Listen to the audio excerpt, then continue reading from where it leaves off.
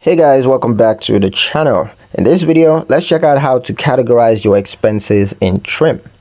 Do you want Trim to reflect your exact spending habits? Well, categorizing your expenses manually ensures that your financial insights are always accurate, and it's super easy to do. Let me show you. First, open the Trim app and log in.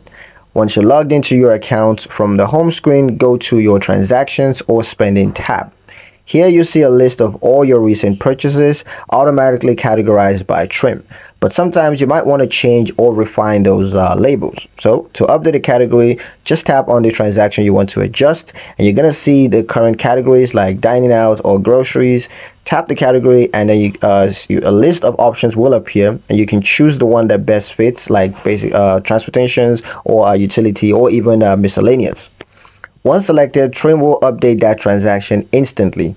And here's the best part. Trim learns from your changes. So next time you shop at the exact same place, it will use your updated category to categorize that expense. Repeat this for any other transaction you want to customize. It only takes a few seconds per entry, and it gives you way more accurate insights. Accurate categories means better budgeting, clearer reports, and of course, smarter saving.